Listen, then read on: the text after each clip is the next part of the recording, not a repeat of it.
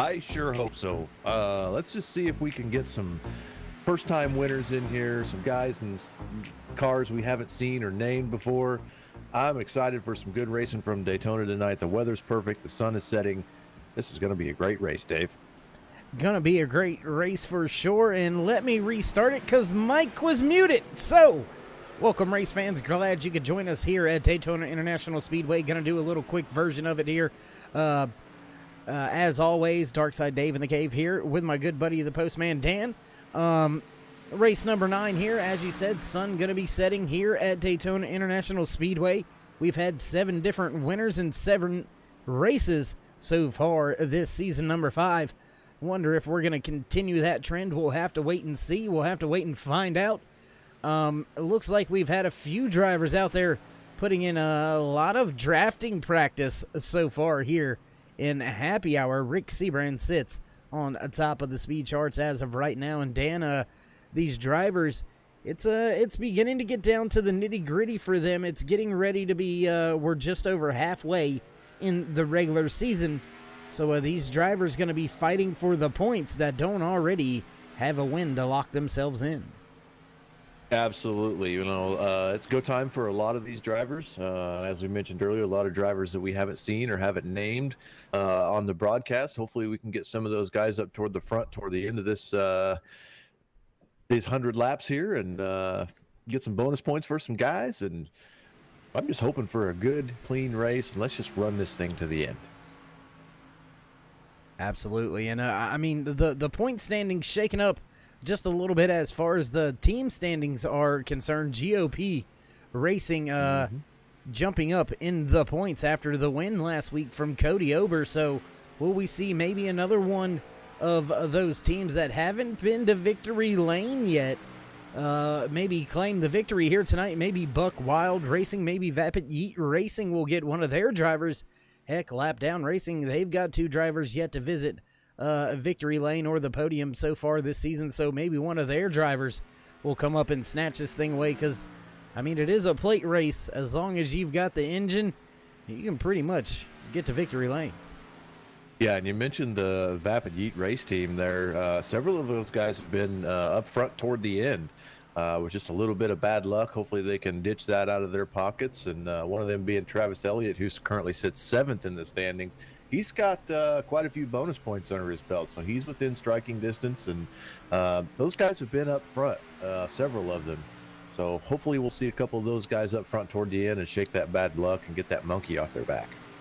Yeah, and as we close in on a happy hour coming to an end and getting ready to switch things over for qualifying, we'll throw up your point standings for you coming in to tonight's race. There you see Cody Ober after last week's race win. He sits on top of the championship standings, just in front of Rick Seabrands, Robert Duvendak right there, Logan Helton right there as well, Hunter Reynolds, Will Weber, Josh Milam, Travis Elliott, then Daniel Holloway, and Dave Hunt will round out that top 10.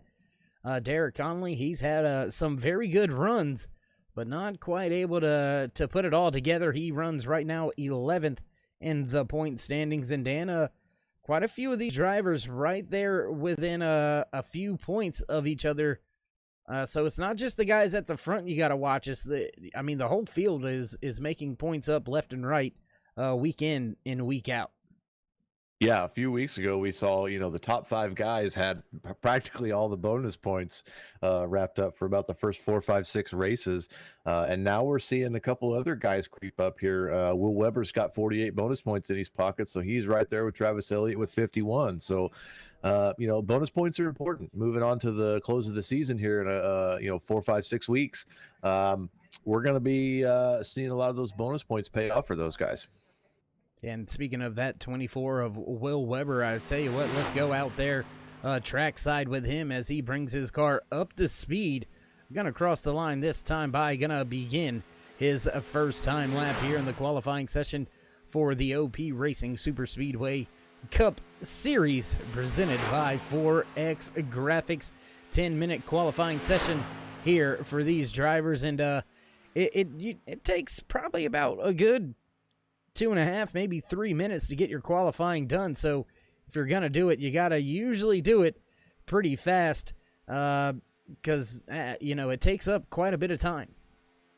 Yeah, it takes anywhere between a minute and 10 seconds to a minute and um, 20 seconds to get your warm-up lap complete, and then we'll start seeing some lap times go down here.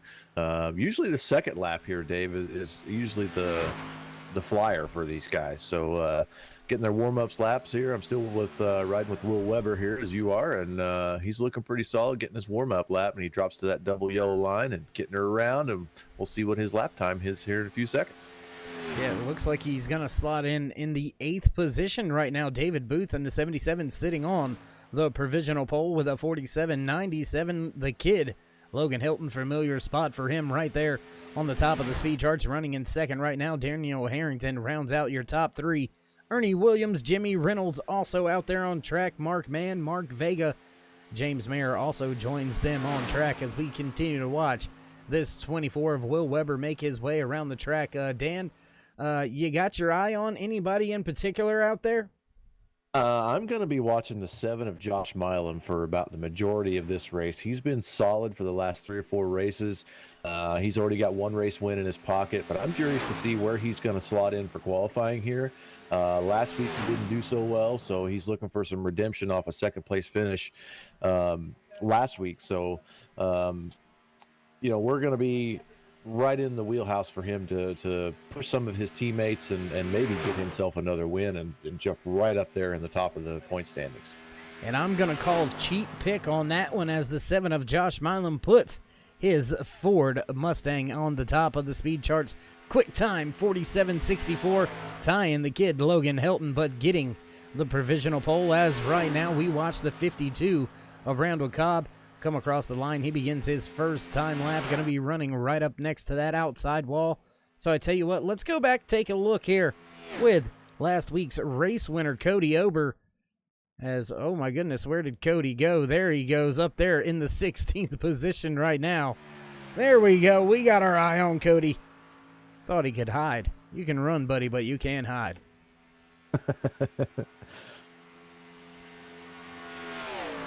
Ober already on his second time lap down there, hugging that double yellow line. Slotted in the 16th position right now with a 48.23. That is close to about a half a second or so off of your pole time right now. So gonna have to make some big gains here on lap number 2. We'll see where he shakes out as he makes his way through the tri-oval now, down across, right up next to the grass. Crossing the line, good enough for 8th. Big jump on the board for Cody Ober, but not to the top of the speed charts as we go back now and watch the 10 of Robert Duvendak. Yeah, Doobie's been pretty solid as well. I'm expecting a good solid time out of him. He's been kind of middle of the pack last couple weeks. So running a little bit of a different paint scheme. Actually, no, my paints haven't updated, so my fault, my bad. Why that is. It's all good. It's okay. 22 drivers putting in a qualifying time so far. We've got about 32 drivers, I believe, here tonight. So still about 10 drivers yet to put in a qualifying time. Looks like the 27 of Sean Stevens out there on a qualifying time, as well as Daniel Holloway and Les Levy. Now Dave Hunt begins to roll off of pit road. His 53 machine gonna get wound up, and he'll begin his quest to take that pole position away.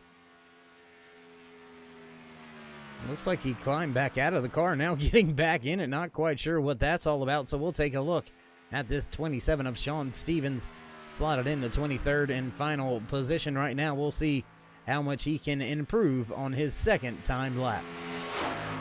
As I wait for my paint schemes to update here, Darren Conley slotted in with a pretty nice lap from him, 47.648. So, like you mentioned him earlier, jumping up there with a couple solid runs throughout the last couple weeks. So it'll be my second driver that I'm going to keep my eye on. He's been pretty solid, Dave. And a solid pickup right there out of Stevens, going from 23rd on the speed charts all the way up to inside the top 10, slotted in the 9th position now, as he brings his 27 machine to a slow. We'll take a look at this 53 of Dave Hunt as he begins his first timed lap. Dave went for a pretty wicked ride last weekend, so hopefully he can shake the cobwebs out and get that thing. He's been another. These guys are starting to get into their groove, Dave. We've seen a lot of these guys be solid the last couple 3 weeks, and Dave Hunt has been one of those guys in that 53 machine. He's been right there, ready to pounce, if you will. Yeah, and we'll see a lot of these drivers. I don't want to say start to emerge because they're here week in and week out. But some of them seem to, when it gets closer to that cutoff time, when it gets closer to the championship, the chase time, some of these drivers click it 2-3 notches up, and we'll see them qualifying up in the front. We'll see them running up in the front a lot more. It's almost like they let the season kind of fall where it is for a while before maybe they decide to go after it. So look for a lot of big moves to be made by a lot of drivers out there through the remainder of the regular season. And, you know, we sit and we say qualifying is important and things of that nature. I've got a statistic for you, Dan. We've had 7 different race winners here so far this season in the OP Racing Super Speedway Cup Series, season number 5. 7 different race winners. We've only had 4 pole winners. So just because you're starting on that pole position doesn't mean you're going to win the race. As we'll see at most like intermediate tracks, things of that nature.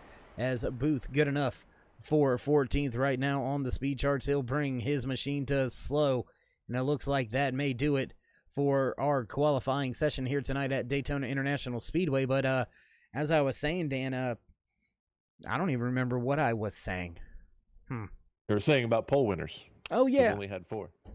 Yeah, that's right. You don't have to win the pole to win the race, especially at a plate track. So I'm not really sure some of these drivers like Aspen Belvin, Doug Rice, Chase Berry, Sean McCarrick, they usually don't have a problem making their way up through the field. So look for those drivers to try to do that pretty early in stage number 1. And I guess with qualifying pretty much being over and done with, we're going to take a quick commercial break.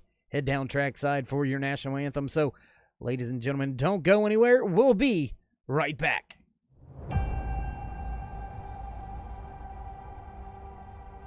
Growing up as a kid in Oklahoma, where I'm from, the Chili Bowl is the biggest race that we have.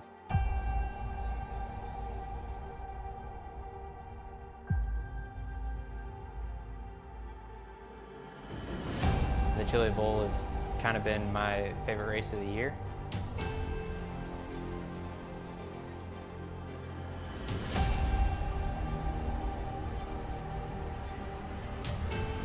Growing up a dirt racer in Oklahoma, that's kind of the holy grail.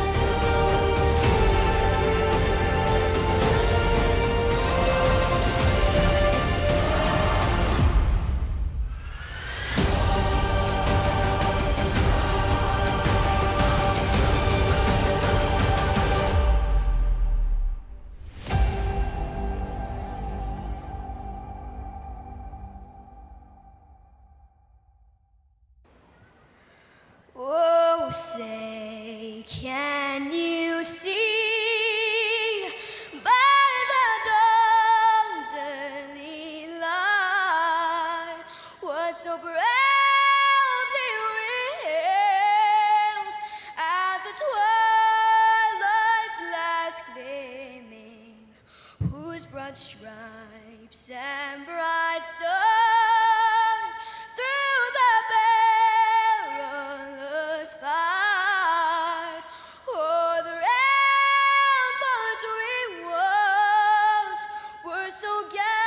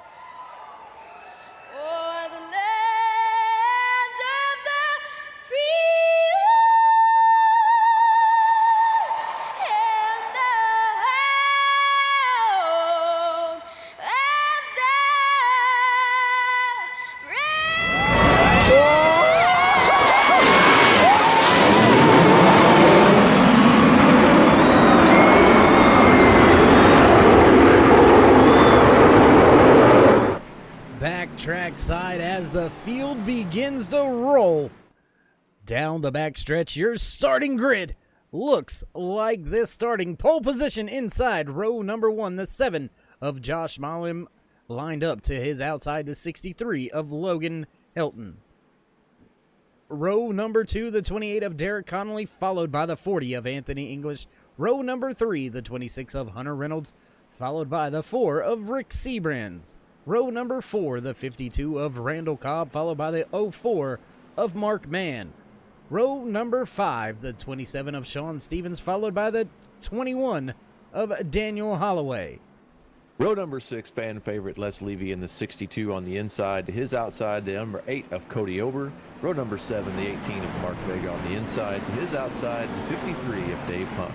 Row number 8 inside, the 15 of Alex Green. The outside, David Booth in the 77 machine. Row number 9, the 91 of Ernie Williams. On the outside of him, Dan Harrington in the 82. Row number 10, the 10 of Robert Duvendak. And the 02 of David Overstreet. And as the pace truck ducks off, green flag flies for the first time here tonight at Daytona International Speedway. Milam gets a good jump. Helton right there, drag racing into turn number 1. These drivers all double file, still no gaps. Great restart for both of these lanes here for tonight's race. Tonight's opening lap, it is already stacked up, double file all the way through the field. These drivers already ramped up and ready to go. Yeah, these guys have been sitting on the edge of their seat for the last, 4, 5, 6 minutes. So letting them horses loose. The inside lane, once again, is proving to be dominant so far. But we're only half a lap in, and we've got 99 more to go. That we do. In stage number 1, keep in mind, Dan, stage number 1 coming to an end at the completion of lap number 25. Then we will reset things and get ready for stage number 2. That will come to an end at the completion of lap number 50. Then we will have about a 47 or so lap run till the end of the race. So these drivers going to have to be on point all night long. We stay green flag racing. Lap number 2, halfway down the back stretch. The inside line starting to prevail as Milam and Conley begin to separate themselves from the rest of the field. Yeah, these boys have been tough the last couple weeks, and I don't think they're going anywhere anytime soon. But, you got the kid Logan Helton there on the outside, as we've seen quite a few weeks in a row here. He's pretty comfortable out there. So as we dive into turn 1 here, Josh Milam still leading the way. Yeah, and that inside lane stacked with some wily veterans, if you will. Milam, Yes, Conley, Hunter Reynolds right there in the Reynolds wrap 26 again. And then right there, Randall Cobb. He's been to victory lane before, but not yet this season. So don't count that 52 Hooters machine out just yet. And hanging tough on the outside without too much help. The 63 of the kid and Rick Seabrands, they try to move to the front. Now Conley jumps to the outside. He's side by side with Milam. Gonna beat him across the line. Lap lead in the pocket for Conley as he ducks to the bottom. Yeah, precious bonus points there for not only for Derek Conley, but for the team of Fuel Sim. So, but the kid Logan Helton on the outside, I got a good feeling about him. Yeah, and points are going to start being more and more valuable to not just the teams, but these drivers as we get closer and closer to the end of this regular season. And we're starting to see a long train of cars down there on the inside lane, Dan, and I think we may see some of those green flag pit stops early. Once again, these drivers may be running this stage number 1 backwards, and as soon as the fuel window opens up, they may begin to come down pit lane, and that should be this time by or any lap after that. Yeah, I would say. Last week we saw, forgive me if I'm wrong, but I believe it was Alliance Motorsports. There were 4, 5, 6 of their drivers that pitted around lap 5, 6. So we may see the same thing, a little bit of fuel strategy. But a lot of these guys are going to come early. And hopefully be able to catch a green flag run, as we see a lot of them start to dive already. And there you see 5-6 drivers to pit road as the kid Logan Hilton stays out on track. Rick Seabrand's also staying on track with him. A little bit of a gap back to the next group of cars. And it looks like, oh my goodness, it was about 10 drivers down to pit road. That time by Milam, Conley, English, Reynolds, Cobb, Mann, Les Levy, Ernie Williams, Duvendak, Will Weber, all to pit road that last time by. Yeah, absolutely. I kind of figured we were going to see that with several of the Peterson drivers up front. Definitely some team calls there, definitely. Yeah, and I mean, at this point in time in the race, you always want to play with the teammates, and now it looks like the front half of the field all coming to pit road. Man, we've got another 10 to 12 drivers on pit road. My goodness, that looks like the exodus from Egypt right there. Yeah, there's everybody coming, yeah. And right now, man, that's all alone, although it be at the front of the field. Dave Hunt, a little bit of a sitting duck right now as Jimmy Reynolds, Andrew Schroeder, Dustin Barber, Austin Meredith, Sean McCarrick, also Jamie Jessup, they're all kind of packed up, and they're probably going to gobble this 53 up, and if he's not careful, he may lose a pitting/drafting partner. Yeah, he definitely has to be careful here and see if he can, if not just the single line, actually as he comes to pit road. So he wasn't even that worried about it, Dave. I wasn't that worried about it, but I think I'd be pretty worried about it. It looks like Chase Berry on to pit road as well. Not sure if Chase had an issue or what's going on with that number 6 machine. I believe that is the 6 machine of Chase Berry. But, yeah, not quite sure why he's back down on pit road. But either way, visiting pit lane, maybe saving Dave Hunt's race. Even though it's early, you really don't want to lose the draft and lose your drafting partner. So we'll see how that all plays out for Hunt as the front of the field, all 7 of them going to come to pit road now. And that's going to put the lead in the hands of Dave Hunt. Yeah, of Dan Harrington. My fault. Sorry. It does appear that 5 of Chase Berry has a little bit issue. His right rear quarter panel and right rear spoiler is a little bit damaged, so he must have had some problems and maybe was just got a little loose into the corner and tapped the wall, maybe? Yeah, and I think maybe, just maybe, may have found a driver that may have been involved with some issues, because he hasn't hit pit road yet, but he's still out there. Dan Harrington in the 82 yet to hit pit road, and he's getting passed by all these drivers that have already hit pit road. So Harrington, I'm not quite sure about this strategy right now, but he has stayed out on track and lost a ton of time in position. So if he does hit pit road, or when he does hit pit road, he may end up going a lap down, so maybe contact between himself and Chase Berry. That may have been what led to the damage on the side of that 5 machine. Oh, and the 95 hard into the outside wall. Oh, my goodness, that was a tough lick. James Mayer hard into that outside wall. Oh, my goodness. We'll back it up, take another look. It looks like we've got all types of drivers going around. Randall Cobb going around. The 27's also around. A lot of drivers going around under this latest one. I believe that is actually coming off of turn number 2. Ton of drivers getting all sorts of out of shape. Yeah, it looked like the 27 of Sean Stevens may have got a little bit of a shove from someone and helped that accident start.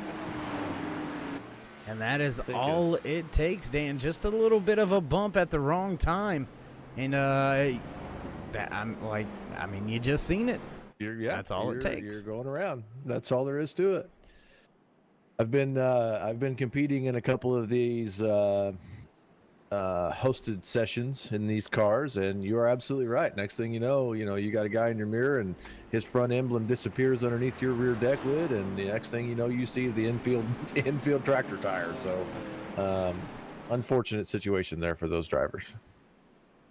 Yeah, and with this happening right after green flag pit stops, I don't think we'll have very many takers. Daniel Harrington, coming back to pit road now for the first time.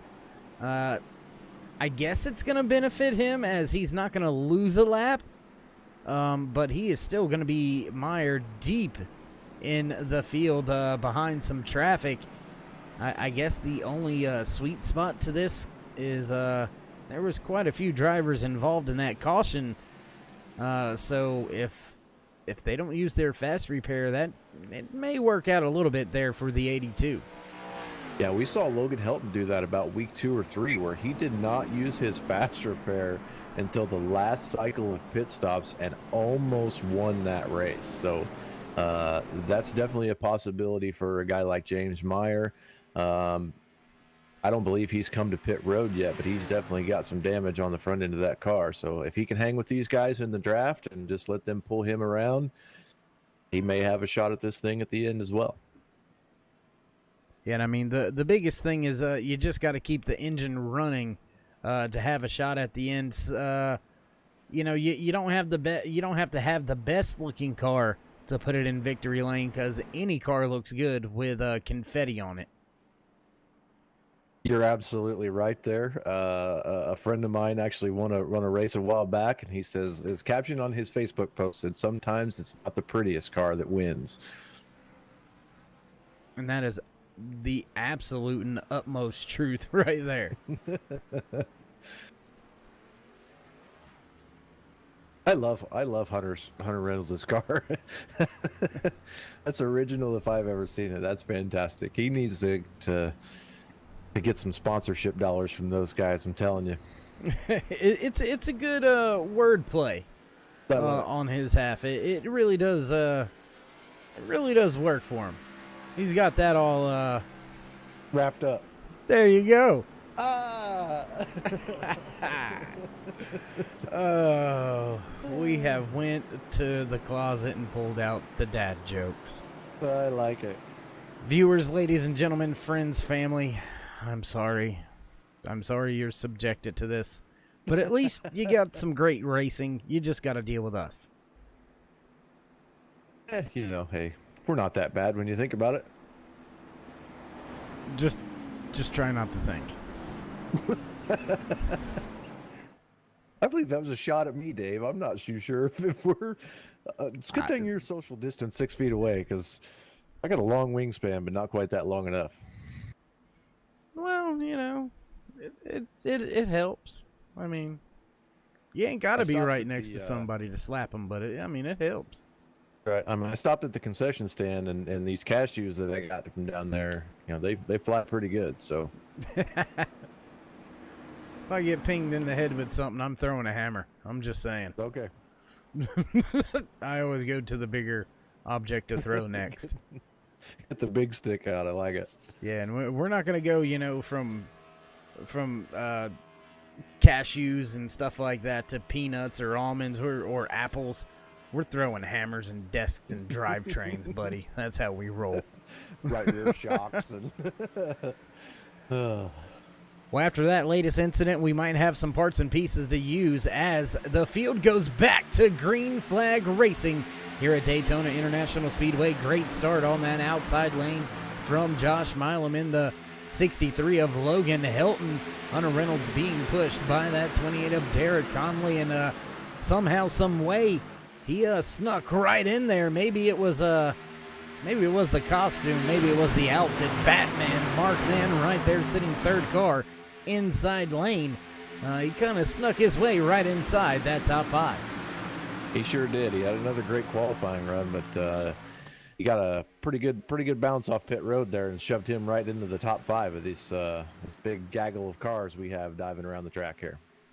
Yeah, and as of right now, you say a big gaggle of cars, and it looks like we've got all within about 1 second of each other. The top 16, the entire field pretty much still all in touch with each other. You got to go back right around the 25th position to get drivers that are starting to get a little bit out of touch with the rest of the pack. But with Stage number 1 coming to a close here in about 11 laps or so.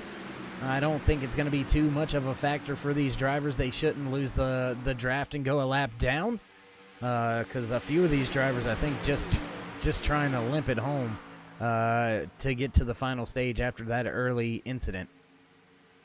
Yeah, a couple guys in the back here, kind of struggling to keep pace, but that's okay. As long as you don't go a lap down, you should be fine. Like we mentioned with saving that fast repair, it should be a little bit of a nice strategy to be able to hang with these guys, not go a lap down, and keep yourself in the ball game for the late part of the event. And and I tell you what, Dan, I know it's early, but the fans love it. I love it. I know you love it. So what do you say we head down trackside? We mute the mics here for just a brief moment. We head down trackside for a little bit of turn it up. Bend it.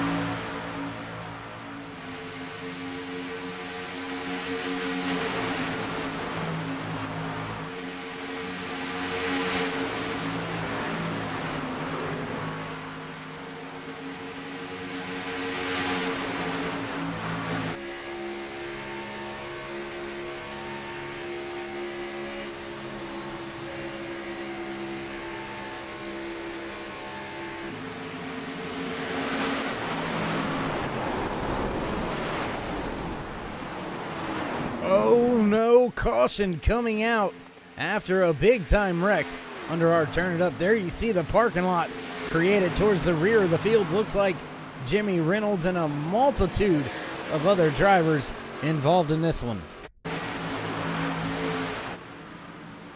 Oh, and it looks like maybe a blown motor, Dan. It looks like the 63 of Logan the Kid Helton. Looks like maybe his motor may have popped because his car's smoking, and that's what may have caught a lot of these other drivers up. Yeah, I'm in contact with the tech truck to see if I can get myself an onboard look here to see if we can hear that engine expire. And that is a tough one for a lot of these drivers, as I believe that's exactly what it was. Yep. A lot of drivers involved in this latest one. My goodness. James Mayer, Jimmy Reynolds, David Booth, Sean McCarrick, Mark Vega, Dan Harrington, Austin Meredith, Ernie Williams, Dustin Barber, Andrew Schroeder, Cody Ober, Sean Stevens, Les Levy, Randall Cobb, Daniel Holloway, Anthony English. I mean, a ton of drivers involved in this latest incident early here in stage number 1. And I think this may be right there on that buffer zone, I guess is the proper terminology I'm looking for, where this may be the end of stage number 1. It very well may be. We may get, it's ultimately up to race control, but we may get 1 or 2 green flags, but they may just give these guys an opportunity to get back in line here and make the start to stage 2. Yeah, I don't know. I'm kind of on the fence here. I mean, obviously, I am under no circumstance trying to tell anybody how to run anything or try to how to do anything here. I think if it was me, I may just go ahead and say, let's go ahead and call it an end to stage number 1, guys. There's been a lot of chaos, a lot of carnage already. Let's try to see if we can't put this all behind us and go ahead and get in a new stage and see how we fare from that point. Yeah, I would agree. From the crew chief standpoint, I would agree with what you just said. From the fan standpoint, I would want to see all the green flag racing that I possibly can. But once again, the Indy 500 this weekend ended under caution. But it's up to race control.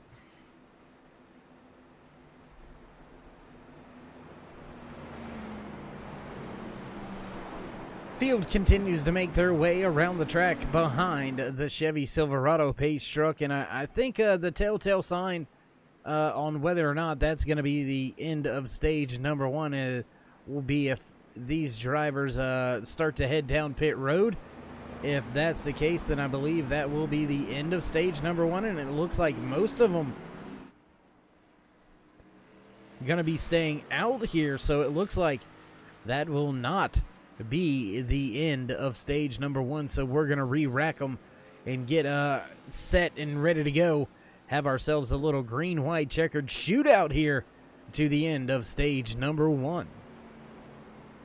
I like that a lot. The fan in me right now is jumping for joy. The fan in me is jumping for joy. The team owner, car owner in me is cringing. Right. I believe it was Tony Stewart and Dale Earnhardt Jr. that were having a pretty candid conversation about what it's like to head to restrictor plate tracks as a driver. And then they had the same conversation briefly afterwards about what it feels like as a car owner or a team owner. And one of the things I took away that Tony Stewart said was, I just hand them the checkbook and walk away. Yeah. That's almost a scary thought. Yeah, when Tony Stewart's got more money than the man upstairs, I would like to think. I mean, if you can go buy a dirt track named Eldora and make it your own, then sure. But if I had that kind of money, I would be in his shoes and do the exact same thing. We'll be like, listen, boys, I don't want to hear what you broke. I don't want to hear who bumped you, rubbed you, spit on you. I just want to see the sponsors taking the victory lane. Do what you got to do. Exactly, and that's what we're going to see if these drivers can do here. Still got a long race ahead of us. We're still trying to see who's going to walk away with the win here in stage number 1. As the field makes its way around to the front stretch, gonna roll into the restart zone. Green flag flies. Once again here at Daytona International Speedway, Josh Milam continues to lead the race down there on that inside line with help from the very familiar 28 of Derek Conley. Hunter Reynolds on that outside lane with help from Rick Sebrands, as well as Travis Elliott. Dave Hunt now coming into play down a 4th car inside a lane. Just behind that 04 of Mark Mann. Now Connolly looks to lead that middle lane. He jumps to the outside. Yeah, Mark Mann is sitting solid there in the top 5 still, so great drive early from him. Thankfully got way down low when Logan Helton's engine expired there, and tons of swooping and swapping going around already, which we figured toward the end of this stage as we come to the start-finish line. Yeah, and that's the famous switch that these OP Racing Super Speedway Cup Series drivers are known for. That second-place driver gets a little bit of a cushion, jumps out, uses the outside lane to push him back around the leader, and you'll see him do that little switch, that little leapfrog move right there multiple times here tonight and multiple more times throughout the season. as now it looks like that inside lane really beginning to be strong, really have the momentum and the run. Those top 4 cars beginning to break away from the rest of the field as Milam brings the field back around the start-finish line. Going to have 2 laps to go here in stage number 1.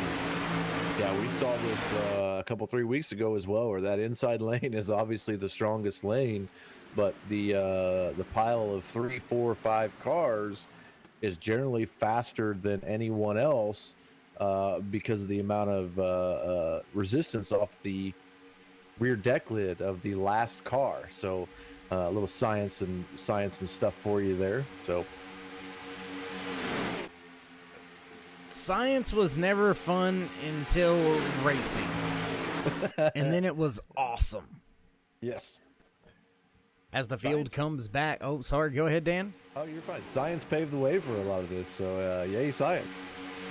Yeah, I mean, there are bona fide rocket scientists that work in NASCAR. So, yeah, they're not toothless hillbillies out there. I mean, these are people that have degrees that I don't even know how to spell. So, I mean, we're just going to leave it at that as the field comes down the backstretch here on the final lap in stage number 1. Josh Milam continues to lead the inside lane. Big push out of the 26 of Hunter Reynolds. It's 4 cars versus 4 cars. Can Derek Conley take that run on the outside? Being pushed by Mark Mann. Can he take it and go to the front? We'll have to wait and see as cars go around in the back. We stay green flag. Oh, and Milam gonna edge out Conley at the line, I do believe, or at least from my binoculars, that's what I'm seeing. We'll have to wait. We'll get confirmation from a race control. Drivers going around towards the back of the field. Not quite sure who that was. I believe that may have been Les Levy that was involved. Maybe the 10 of Robert Duvendak also went around right there. Yeah, if that's the case, then tough break for Les and Robert. Yeah, definitely Les, and Doobie just lost control of it trying to avoid the carnage in front of him. So unfortunate for those guys. Yeah, and I mean that's how quick it can happen. I mean, yeah. Even just trying to avoid something, you may not touch anything, but you could still end up being on the binders a little too hard and find yourself going around. You know, as long as you don't touch anything, kind of no harm, no foul, the end of the stage, so everything's going to get slowed down. The driver's going to catch up to this Chevy Silverado pace truck, and pit road will open. Everybody will come down pit road, and, yeah, you'll be good to go. Yeah, and it looks like the 10 of Robert Duvendak is okay, so he's still got a fresh, clean race car underneath him, so yay for that. And there you have it, confirmation coming into my ear right now. The 7 of Josh Milam going to walk away with the win here in stage number 1. So as these drivers all hit pit road, we're going to step away from the track for just a brief moment, pay some of the bills, and we'll be right back with more green flag action here from Daytona International Speedway.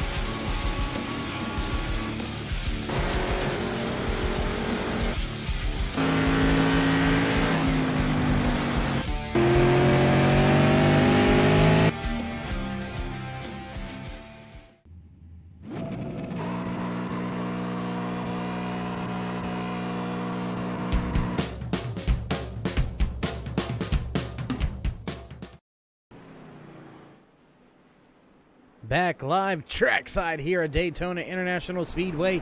Pace truck lights are out, so we're not going to attempt to bother your Stage 1 winner, Josh Milam. We'll try to catch up with him a little bit later here in tonight's race if we get the opportunity to, or if we find ourselves under caution, something like that. We'll try to catch a few words in with Milam there. But front of the field, looking a little bit confused here. Mark Mann leading the field. Where did he come from? Great pit stop gets him out in front, and he will have control of the race when we cross into the restart box this time by. Yeah, he must have got a couple extra biscuits at breakfast this morning from the butler. So rocking that Batmobile right up front. That he is. Pace truck ready to duck off. This time by field. Ready to go back. Green flag racing here at Daytona International Speedway. The kid with a great start on that outside lane. Milam and Cobb not helping, not to the bumpers of the leaders of their respected lines just yet. As the front of the field still side by side heading off into turn number 1. Neither lane showing a sign of prevailing just yet, as they're still side by side working off of turn number 2 halfway down the backstretch. Now the kid gonna drop down to the bottom and lead that inside lane. And I think the 04 Mark Mann is perfectly content sitting right where he is right now. He got a pretty good restart there. Just couldn't quite hang with the kid. So content is where Mark Mann needs to be. He needs to keep his nose clean. He's had a couple tough breaks over the last 4 or 5 races where he's worked his way up from the back of the field. And we're going to send him on into turn 1, Dave. Yeah, and I know we keep our eye at the front of the field an awful lot because they're still side by side up there. But back through the rest of the field, they're still racing as well. David Booth back here in the 16th position. He's got Anthony English all over him. Austin Meredith right there in 18th. A little further back, you can find Travis Elliott, Aspen Belvin, Sean Stevens, Chase Berry, all of those drivers back here around the 26th, 27th position. And, I mean, look at the names that are down a lap already, too, Dan. Ernie Williams, known veteran, finds himself behind the 8 ball here. Still out there running, but down a lap very early. Yeah, it's unfortunate for Ernie there. He kind of got caught up, and his race win chances are pretty much over. But a little advanced practice session is what we'll call his race from now on. And right now, looks like the front of the field, Mark Mann jumping to the outside. He's going to jump right in front of his teammate, Rick Seabrands. Look for Seabrands to try to push that 4 of Mark Mann to the front, get a point led for that Batmobile. And also keep in mind, race fans, that Mark Mann yet to hit victory lane so far this season. One of the few Alliance Motorsports drivers yet to hit victory lane. So you can expect these teammates to try to get that 04 of Mark Mann into the chase with a win. Expect to see them push pretty heavily right here. Absolutely. 4 of your top 5 cars have visited victory lane. And if there's one guy in this series that I want pushing across the stripe for a race win, it's the Richard Petty of OP Racing, presented by 4X Graphics, the number 4 of veteran Rick Seabrands. That's the guy I want behind me. And it looks like Hunter Reynolds, Josh Milam, Ernie Williams cooking the tires, getting onto pit road. As we've got multiple drivers down on pit road that time by. Logan Helton continues to stay out on track. Mark Mann still in that outside lane. He's got help with the 4 of Rick Seabrands and the 47 of Andrew Schroeder. Not quite sure if that 3 car's gonna do it. Now a 4th car joining the battle out there on the outside. That may just help Mark Mann with enough to get by the inside lane. The 63 of Logan Helton continues to lead the field, not leaving his best friend, that double yellow line. Yeah, the 47 of Schroeder here, Andrew Schroeder, excuse me. That's a name we haven't mentioned, but he's been right up inside the top 20 a couple 3-4 times here in a row, and maybe just looking to catch a break. And speaking of Mark Mann as well, he's in the top 15 of points, Dave, so he's within striking distance. The only thing he's lacking is the bonus points. So if he can get out and lead a lap or two here and get some extra change in his pocket, as he drops down to the front in front of the kid, Logan Helton, who dives into turn 2. And something I see with that move right there is I know the team chatter and the team strategy goes on. I know a lot of us would like to have some of that limited, but right here, if you're the 4 of Rick Seabrans and you've got a push and a run coming, do you get on the radio and get your spotter to tell Mark Mann's spotter, hey, jump up there, the run's coming, to try to keep your teammate out there with the best chance to continue to lead the race? As we watch Logan Helton just push the daylights out of that 04 right here. Yeah, I would say that yes, that has to happen to a certain extent. Early in the race, you definitely want as many laps and chances at the stage win that you can for bonus points. As we see Seabrans drop down into the inside lane there. But also, from the technical side of things, you have to have your teammate get some air on the nose of his car. We saw that at the end of stage, almost the end of stage 1 there. And that's what happened to Logan Helton. He just wasn't paying attention, lost a little bit of mental focus, and the motor expired on him because he did not get out from behind Josh Milam to get some cool air on the front nose of that car and cool the engine down. Yeah, now, as of right now, as we work our way about halfway through stage number 2, it looks like we've got 3 very distinct separate packs out there on track. This first lead pack has multiple drivers in it all the way back to about the 12th spot, as it looks like, the kid gonna come to pit road this time by. So the lead of this race will fall in the hands of that 04 of Mark Mann. And he'll continue to lead this front pack. But then we've got a pack right about 9 seconds back being led by this 15 of Alex Green on screen right now. And Dan, that's about, I don't know, somewhere right around 10 or 12 drivers, about 10 it looks like. And then we have that third pack being led by Josh Milam back in the 24th position. Him and his drivers all very well organized, all lined up. I don't know. They are a long way behind. And it's going to be, I don't know. We'll have to see if they can get the job done when the rest of these drivers hit pit road. If hitting pit lane when they did and staying so grouped up works out for this group. Yeah, you definitely have to stay grouped up. You're going to get swallowed up and unfortunately probably go a lap down. But as Andrew Schroeder jumps out to the race lead here on the outside lane, getting around the outside of Mark Mann just for a little bit here. Yeah, getting a run on the outside with a push from Sean McCarrick. But now that outside run starting to go away just a little bit as the outside breaks up. Too wide out there, so possible overheating for Sean McCarrick in the 50, having to get out from behind the 47 for a good little bit there, and that slowed that outside lane's run, and they fall 3, now 4 cars back even with the 4 of Rick Seabrans. And Dan, this is a very big group of cars yet to hit pit road.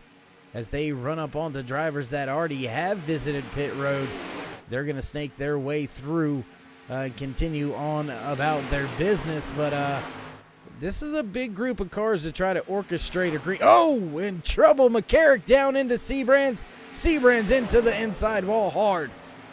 We stay green flag racing as Seabrans wrecked and hit the inside wall. That's going to break up this front pack. But tough break for Seabrans. No caution coming out after that contact. Yeah, it's If he'd have stayed in the track a little bit, I don't think it was anything to do with his control of the car, but he was not on the racing surface when he came to a stop. So, like you said, no caution. We're still green. And right now it looks like the 04 of Mark Mann, him and his group, they were able to get by Alex Green in his group. So Green in the group being led by that 15, now being scored down one lap. We still got 17 drivers on the lead lap. Josh Milam, first driver in that first pack, or excuse me, Derek Connolly leading that first pack of drivers that hit pit road, now in the 12th position, but still 30 seconds behind your race leader. Yeah, and that group is not catching this lead group, which they're going to have to count on a caution here or a pit cycle or something to make up that near half a minute. Yeah, and I mean, I wonder if some of these drivers are gambling here. I mean, Mark Mann, not one of those drivers that can kind of afford to gamble. He is racking up some laps led right now. A stage win would go beautifully, and I'm just not sure if you're the Force crew chief, if you're going to roll the dice on getting to the end on the fuel. But maybe a few of these drivers out there rolling the dice right now as we work ourselves around the track. Lap 43 out of 100 in the official scheduled race distance here tonight. Stage number 2 coming to an end at the completion of lap number 50. So only about 8 laps here, Dan.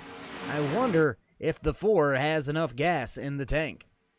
I wonder the same thing. It would be darn close. We took the green flag on stage 2 on a lap around 27 or 28. So that's going to be, 20, 22 laps there. He's out front, so he's burning a lot more gas than everybody else behind him. Yeah, and I mean, he's running up on a teammate right here, though. Rick Seabrand's about to be put a lap down late in stage number 2 here, Dan. And this has got some final stage implications here. Now Logan the Kid Helton, he's going down a lap.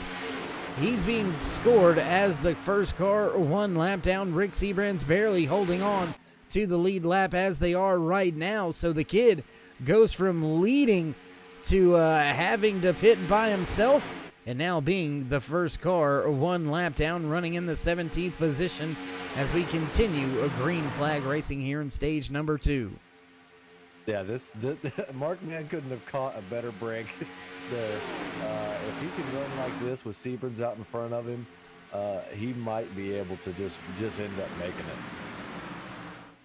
And oh my goodness, the great and famed Outlaw KR Stolfus checking in over there on the Turn 3 Racing Network YouTube chat, man. Good to have you out there in the chat. Would love to see you back on track. I hate that them pedals didn't come in yet, but we'll get them in the rig, get them going, get them back out here on track, see if we can't get him into victory lane or maybe a podium at some point in time in the season. But right now, Mark Mann's focus is on winning this stage, getting the stage points, helping his chances for the chase, and more importantly, setting himself up for a great shot at track position at the beginning of our final stage. Yeah, it's going to be all so important when it comes to the last, 50 or so, 45 laps of this race. Time has shown we've had about 2 or 3 cautions for the last half coming to the checkered flag. So that's where you want to be, is you want to be out front, and you want to hang there. So, you can be 5th, you can be 6th. It just depends on when the racing gods are going to call your number and make you go back to the trailer. But I don't feel like that's going to happen to Mark Mann tonight. He's looking pretty solid so far throughout the first 47, 48 laps of this race. And it looks like a few drivers and crew chiefs scared they weren't going to have enough to get to the end of stage number 2. Dan Harrington and Cody Ober bring their machines to pit road. So both of those Chevys unsure about the fuel mileage. And, Dave Hunt's beginning to back up just a little bit off of Mark Mann as both of those drivers come to pit road this time by. That's going to leave Robert Duvendak Daniel Holloway, and Anthony English all out there still yet to pit. And they've still got, I believe, somewhere right around about a 20-second gap back to the first group of cars that hit pit road, being led by the 77 of David Booth. We'll take a look, Booth onto pit road, being led by Derek Conley. There you see him just now coming to the start-finish line. And we'll take a look back with your race leader. There you see him heading off into, I believe that is turn 3, so very big gap back to the competition. And if you're Anthony English or Daniel Holloway, do you dare gamble and try to get another 2 laps out of the tank? I think you have to. In terms of championship points, I think you got to go. You know, if you don't get a stage win, this is going to put you in prime position with drop the green flag toward the end of the race, especially with a late caution to make it and have the track position. Yeah, and I mean, I think most of these drivers right now, I mean, I hate to say it, their beds are made. They've got no option but to continue this all the way through stage number 2 and just pray they've got enough to get back to pit road. I mean, they're going to be coming by this time to get the white flag here in stage number 2. So it's just a matter of time, and they've got to hope they've got enough in the tank to get back to pit road. Would hate to see one of these drivers at Gamble have to use a tow truck at the end of stage number 2, but right now looking good for that 40 of Anthony English.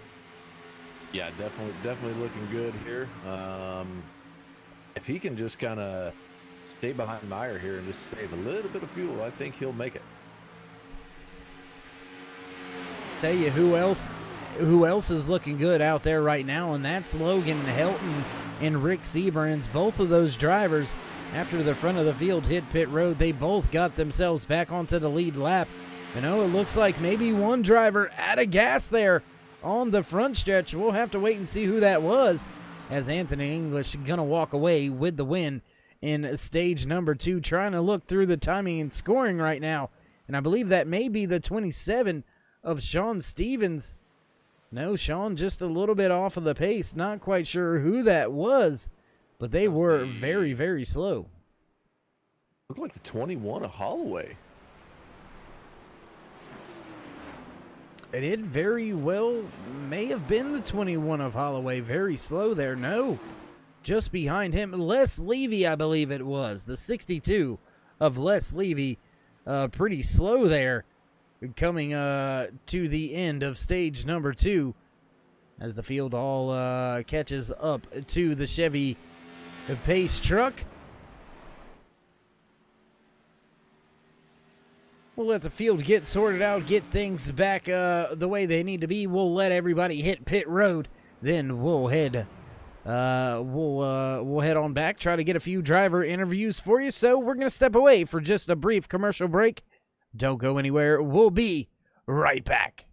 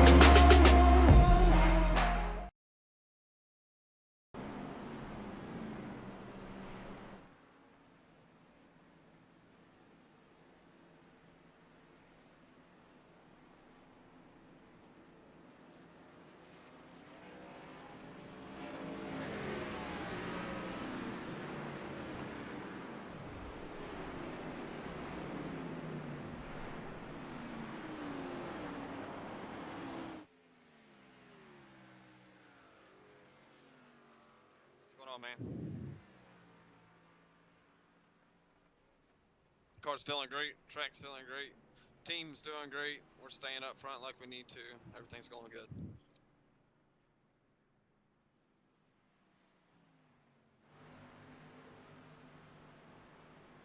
Absolutely. There's always that chance. We're going to do our best here. That stage caution come out a little early and it threw us off a little bit, but we're all up here together again, and we're going to see what we can do.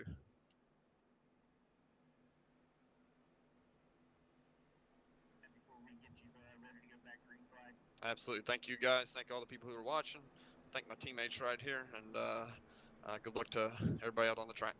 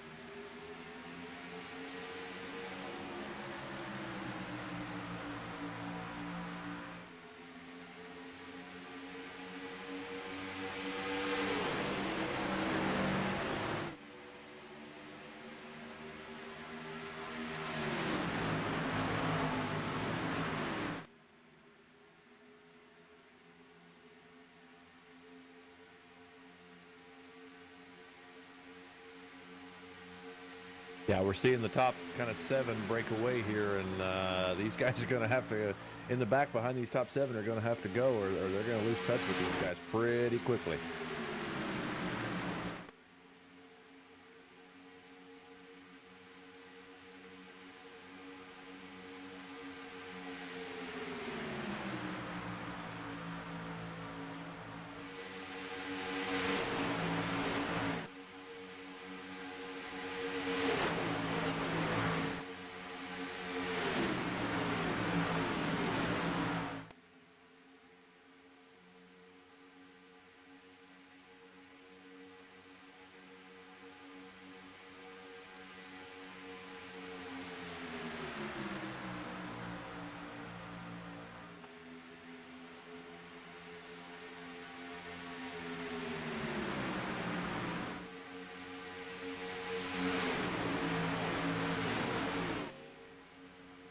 Yeah, taking a look at the 8 of Cody Ober back there in the 11th position.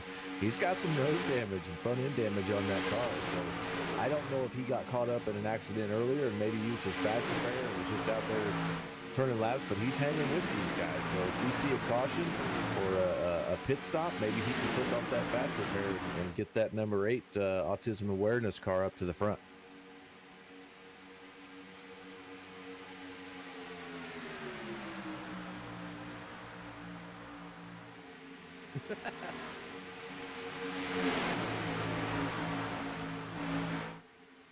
You know, I'm a nice guy. Hey, what can I say?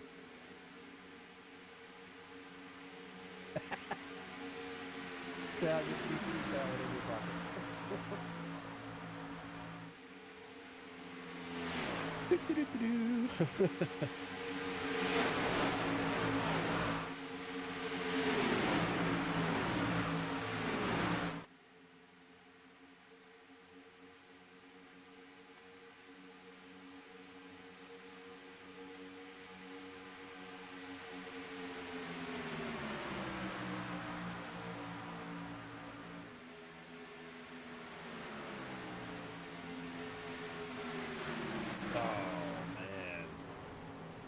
These cars do not like the lap traffic on the outside of them. That must upset the air and the handling of the car, because that is almost the third, for sure the second time, but almost the third time we've seen that today in this race.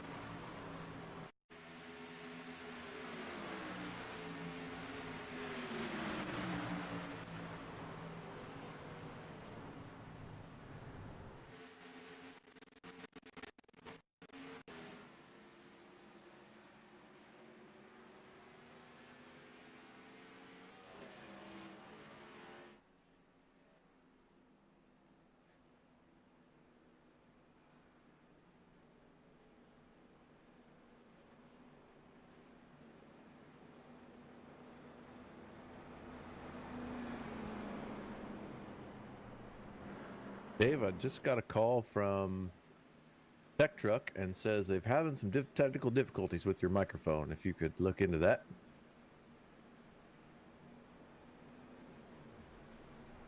Well, you see, it's only technical difficulties when you forget to press the unmute button on the microphone.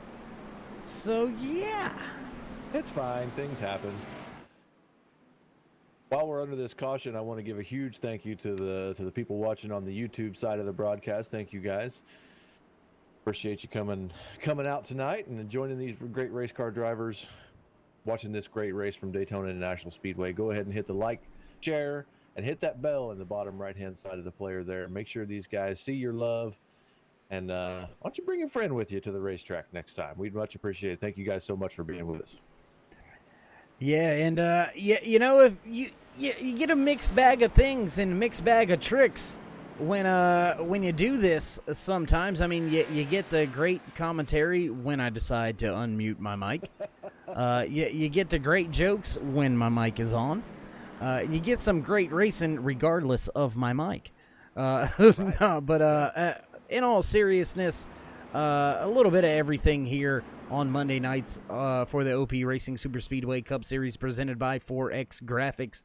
I mean, you get fuel strategy, you get some tire strategy, you get the team strategy, and I mean, we've seen some crazy finishes. We've got jokes for days. We can carry on up here like it's nobody's business. We try to have a little bit of fun with it. Hope each and every one of you enjoy it out there. And yeah, you know, you got to make it fun for everybody. And right now, wasn't so fun with the mic off, you know, but You know, now it might be.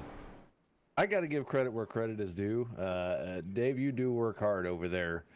I don't know if you've ever seen the movie Ace Ventura: Pet Detective, but when he goes into that like the room with all the tech stuff in it and the crazy old hippie guys there and New England clam chowder is the password to the room, and that's race fans, that's Dave over there, Dark Side Dave in the cave, working his butt off for you race fans. Well, you don't got to be too smart to press buttons, but you know, You have to know what those buttons do. half the time I don't.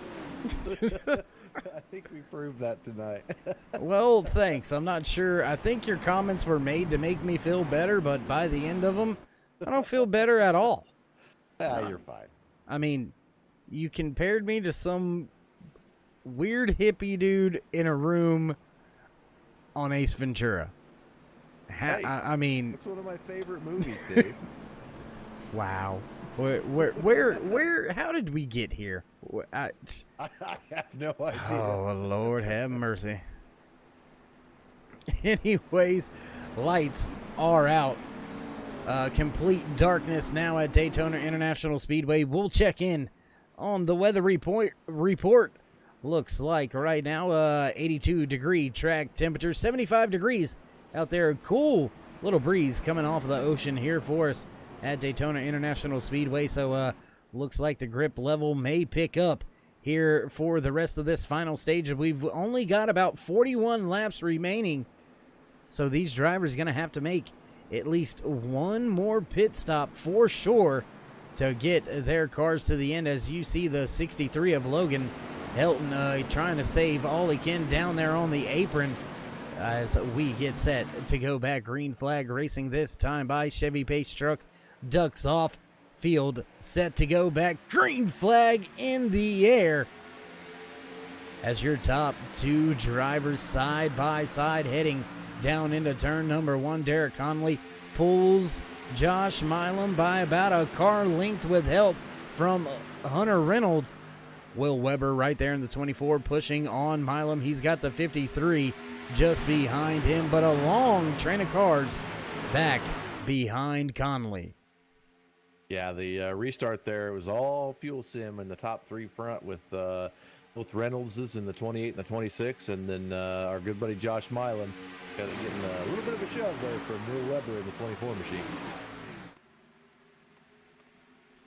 Yeah, and look at that Batman right there back inside that top 5. There you see him, 4th car inside lane. Your stage number 2 winner just behind him. The 40 of Anthony English falling outside of that top 5. Still in contention as we still got a long way to go here. Still a very long race, 40-plus laps before we will find out the race winner. And it looks like a few drivers beginning to mix it up. Back towards the rear of the field, Chase Berry stepping out of line just a little bit. The 5 machine scored a few laps down, but he is not scared to make a few moves as Milam beginning to move back to the front with help still from that 24 of Will Weber. Those 2 cars trying to manhandle this long line of cars on the inside. And if they can do it, that's going to change a lot of people's mentality on the way they approach the rest of this race. Yeah, right now, you know, like I said about a half a lap ago, we got 4 fuel sim guys right here in the top 4. So this is good. I imagine they're giving each other plenty of space, which is good. But like you said, that outside lane might know something that everybody else doesn't. Yeah, and I spoke about him just a moment ago. The 5 of Chase Berry was back towards the rear of the field. He's being shown 2 laps down, but here you see him making up a ton of ground, now pulling even with Dave Hunt, and he has used that outside lane and momentum to drive all the way up to the rear bumper of the 15 of Alex Green, who is now the 2nd car in that outside lane, as Milam was able to finally get by Connolly and drop down to the bottom of the racetrack. We continue green flag racing here on lap 64 out of 100 scheduled in the official race distance tonight. And those 3 cars beginning to make a little bit of ground now. We'll just have to wait to see if that 24 can get up and around the 7 of Josh Milam. Yeah, Chase Berry made up about 20 car lengths right there in about half a lap. So he's got a strong race car. Unfortunately, he's a lap or 2 down now. Yeah, no, I was going to say, you know, sometimes it would make me nervous having a car that's multiple laps down up here, mixing it up with the race leaders. But Chase Berry, very good driver, very well-known and trusted, and he's just trying to get one of his laps back. I'm sure he's counting on getting a late race caution and possibly putting himself in a lucky dog position. So you can't fault Berry for going after everything that he can right now. As you see him, 2nd car right there outside lane pushing the 15 of Alex Green, but it looks like that outside lane is moving backwards. Yeah, it definitely is moving backwards a little bit, and as soon as I say that, we see a little bit of momentum gain there. To get that one out, Dave. But once again, your top 4, all fuel sim guys, and they're going to be tough. They're not going to give up that front spot very easily. Yeah, and I mean, at this point in time, I'm not sure if I concern myself with leading the ton of laps. Yeah, the bonus points for leading the most laps, yeah, that's a great one to have, you know, but I would much rather have that race win. I think I may just kind of slot in line where I can and just kind of bide my time here, because this top pack of cars, these top, I believe it's the top 11 cars, have broken away a little bit from the rest of the field. So, in a way, I think I'd kind of be content. Yeah, I would have to agree. That outside lane, 15 of Alex Green and Chase Berry, they're making a little headway. They don't gain a whole lot in 1 and 2, but they make some headway in 3 and 4. So we might see this 2-car strategy on the outside pay off for some of these guys later in this race. Yeah, and as we work our way through 3 and 4, coming to take lap 68 out of the 100 scheduled in the official race distance, gonna give ourselves just a brief moment to do some house cleaning here tonight for the first time from Daytona International Speedway. We started with 32 drivers coming to the track. Unfortunately for Doug Rice, had some complications, not able to start today's race, so he will walk away in the 32nd position. we've still got 18 cars on the lead lap. Still got 31 drivers, I believe it is. No, I apologize. 28 drivers still out there on the track with 18 on the lead lap. So it is still pretty much anybody's game out there.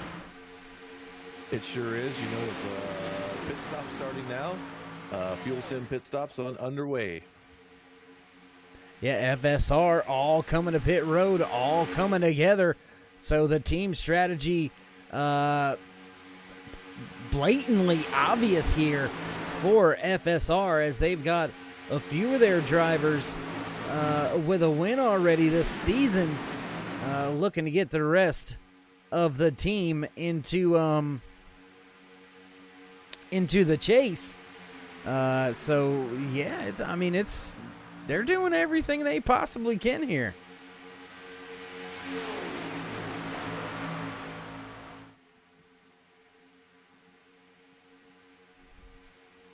Oh, big move, and more cars go around off and down into the apron. Looks like Sean Stevens involved in that one, as drivers going off track. We're going to stay green flag. Looks like Sean Stevens and Dan Harrington involved in that latest little scuffle. Puts both of them way off a pace, way behind the field now, as we continue to watch the 15 of Alex Green lead the race. He's got Daniel Holloway, Logan Helton right there with him, but the man right behind him being scored 2 laps down, running right behind your race leader, the 5 of Chase Berry. If he can make a run to the outside here and bring someone with him, he could get 1 lap back and then be the first car a lap down, and he should get his lucky dog pass. He should. We'll have to wait and see. There's a few other drivers out there that are probably willing to fight over that one, and going over the stats and things of that nature, and just to make sure I was correct on saying that. And yes, 3 out of the 4 FSR drivers have already been to victory lane, pretty much all but locked themselves into the chase. And they've only got 1 more driver out there to get into victory lane and into the chase, and that's the 24 of Will Weber. So look to see if these FSR drivers don't try to position themselves to push their teammate Weber to victory lane. Yeah, that's 100% a possibility. Shooting for team points there. It's a good call by those guys. And just like I called it earlier, Chase Berry kind of stepped out and took the 21 of Daniel Holloway with him, and look who's out in front of this lead pack right now. Fortunately, just a lap down now, but, and a correction for myself earlier, he would be the last car a lap down. Yeah, Belvin would be your lucky dog. Yeah, he's still going to have to get by Jimmy Reynolds, Mark Vega, David Booth, and Aspen Belvin for that lucky dog spot. But doing the most that he can with what he can, going out there and getting himself back on the lead lap the good old-fashioned way, the hard way. And that may still end up being the move that saves his race at the end of this. You never know with the way cautions fly and things of that nature. If we get a caution here, he'd be back on the lead lap. He can choose to stay out, get himself back onto the lead lap at some point, should we have another caution or two. So it's still out there, still in the air. It's a long shot, but Barry giving it all he's got and everything that he can to try to put that 5 back up into the mix of things. Another Jim Carrey reference coming here from the movie Dumb and Dumber. You're telling me there's a chance, Dave? There's a chance. Honestly, I hope it happens. Not at the expense of anyone else, but he did earn that lap the hard way. So congrats to him. He's out there running, man. He's digging. He's elbows up. He's on that wheel, and that's what I like to see in a race car driver. And just with that pass he made on Mark Vega, now going by Jimmy Reynolds, Chase Berry now just has to pass David Booth and Aspen Belvin, and that's going to put him into that lucky dog spot. So this may be exactly the good hands move of the race by that 5 of Chase Berry. And car into the outside wall. Looks like we're going to stay green flag racing with 26 laps to go. We continue to watch the front of the field. Do want to keep in mind that we've got a few more packs out there. This pack, about 12 cars, 11 cars actually in this lead pack. About 14 seconds back, you can find this 4-car trio being led by, I believe that is Daniel Harrington right there, about 14 seconds off. Then you got to go another 10 seconds or so back to find this quad of cars being led by Hunter Reynolds, Josh Milam, Will Weber, and Derek Conley. I'm super impressed with Chase Berry right now.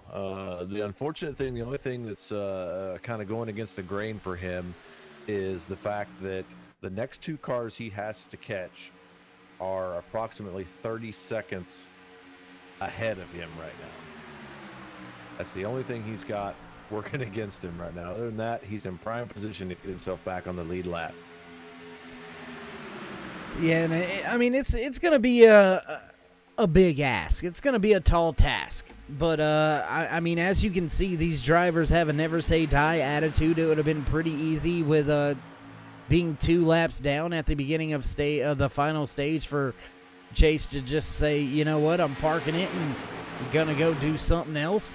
We've seen multiple drivers out there with damage continue on throughout the night through multiple different races. So it's not just the skill that these drivers have when they've got a great car underneath them. It's the whole attitude and the perseverance and the grit that these guys have in the OP Racing Super Speedway Cup Series presented by 4X Graphics.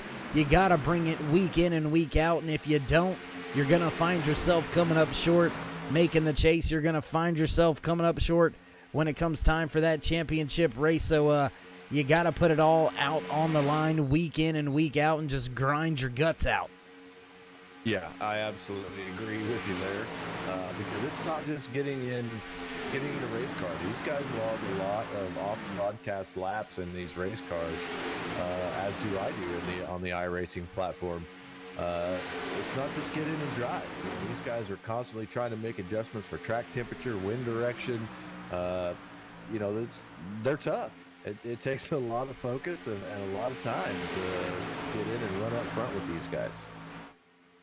And with now only 23 laps remaining, the fuel window beginning to open up for a lot of these drivers at the front of the field. And I'm starting to question that move back there by the Fuel Sim Racing drivers.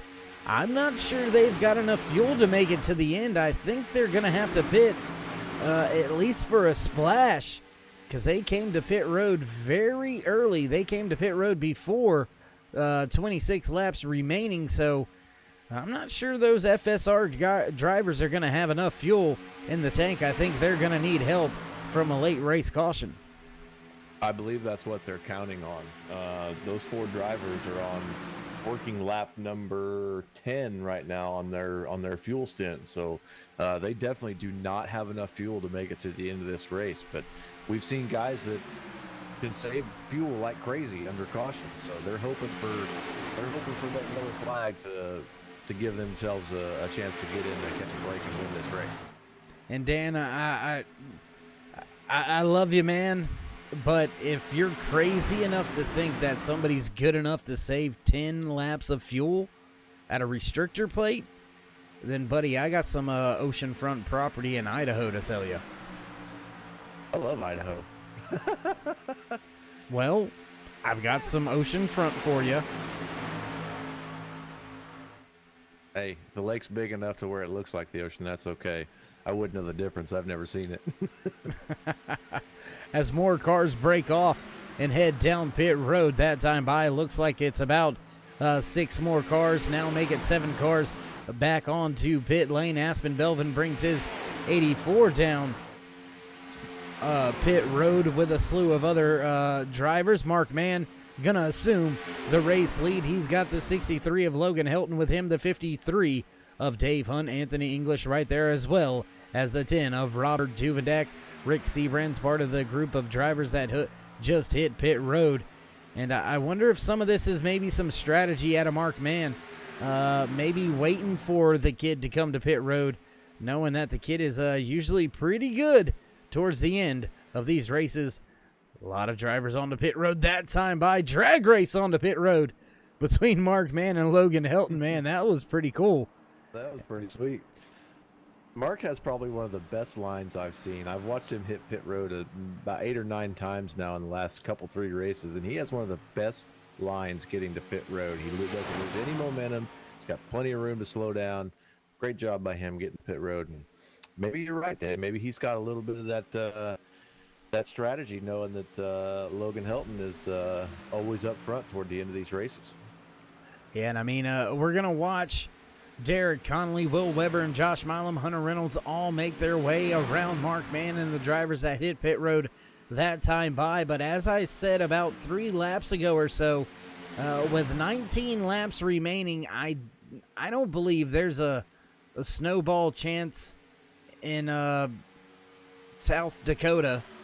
I don't even know if that is. No, that doesn't work. But anyways, that wasn't where I was. South Carolina. There you go. It was a South. Anyways, that they're going to be able to stretch the fuel that much. I mean, that's going to be an extra, at least an extra 6 to 7 laps. I would venture more towards the 10 laps of saving fuel, and I just don't think that you can stay out of the throttle enough to save that much gas, only being about 7 seconds in front of Mark Mann, Logan Helton, and Alex Green. Yeah, if the gap was more around 30 to 35 to 40 seconds, you could probably pedal it a little bit. But like you said earlier, you're not going to be able to save that much fuel to make a run toward the end of this. So I think you're absolutely right with these FSR guys gonna have to pit at least one more time. But maybe if they don't and get a late race caution right toward the end, maybe everybody will have to come down. I don't know. And I want you to keep your eye on the front of this field here with these 4 drivers from FSR. It looks like they're playing a little hopscotch, playing a little draft in fuel saving game here. One driver a lead for a little while, and then he'll just jump out, and the next man will kind of take over. So kind of like a little bit of convoy leapfrog action going on by by them out there, trying to save as much fuel in each car as they can. And right now it looks like they've told Will Weber to just kind of back off a little bit and run in that 4th spot, not there in the front leading this thing, trying to keep him with as much fuel on board as possible. Yeah, they're definitely working with Will Weber here. Just catching the bits and pieces of driver and crew chief communications, but they are definitely doing exactly what you said as far as playing a little driver hopscotch here, trying to save as much fuel as possible, keep the engine cool, and trying to figure out a way to get these cars to the end of this race on fuel. Yeah, well, they better get it figured out and get it figured out fast. I know there's 16 laps remaining, 15 when we cross the line this time by. But just behind them, big moment there for those FSR drivers. Derek Connolly got loose as could be, and that is not going to vote well for what I was just about to say. And that's, if you look off in the distance, that second pack on the same straightaway now as these FSR drivers. So Logan Helton, Anthony English, Robert Duvenek, they are coming up through the field and coming pretty quick. Yeah, they're picking up about 2.5, 3 seconds every lap here, so they're hustling. Yeah, and it looks like they have got quite the bit of numbers. Looks like about 10 cars in that second pack being led by Logan Helton, and most of them look like they are single file. We'll take a look back here. There you see them right there. All 10 of those drivers, single file, all working with each other. And hey, look at that. The 8 of Cody Ober, he's got a front end on that thing again. Yeah, he definitely saved that fast repair. If he got 5-10 laps out of having a busted race car, can hang in with those guys. More power to him to get up front here and get himself a chance to win another race, make it back to back, brother. And looking through timing and scoring, I'm trying to see when these drivers may catch them, as it looks like that lead pack has actually extended the gap. Over the last few laps. It looks like they actually pushed that gap about a second and a half further out there. So amazing to watch these FSR drivers pull away from a much bigger, much more organized field. Yeah, they've picked up an extra driver here too with the 27 of Stevens. I mentioned earlier about a 4 or 5 car pack that is, from what I've seen in the last few races, has actually been faster at Daytona than a whole pack of 10 to 11 to 12 cars. So these guys are coming to pit road, Dave. I knew they would have to soon. Oh, yeah, and I thought that maybe because we seen Will Weber up at the front of the field. Oh, and contact. Will Weber goes around on pit road. Oh, my goodness. Wow. He locked him up and literally just Josh Milam had nowhere to go. Oh, tough break for that 24 of Will Weber right there. Race a win on his fingertips. Not going to have enough gas to get there, so the field back in the hands of the 63 of Logan Helton. He's got Anthony English, Robert Duvendak, Dave Hunt, Daniel Holloway, and Alex Green right here inside your top 6. Cody Ober running in 7th, Mark Mann in 8th. Travis Elliott is in the 9th position, and rounding out the top 10 in this pack right here, that 4 of Rick Seabrands. Yeah, it's good to see Rick back in there. He got caught up in 2 accidents. One of them didn't damage his car too much, so it's good to see Rick up there running pretty close to the top 10. And now it looks like that 51 of Travis Elliott, he has jumped to the outside, and he is not afraid to use that outside. One of those drivers very friendly with the high side, just as Chase Berry is. And you can see him go right to the front, man. He is good when he jumps to that outside. That's amazing. That's my car, Dave. I've had my eye on Travis Elliott this whole season, and I tell you what, he's due for some great things to happen to him.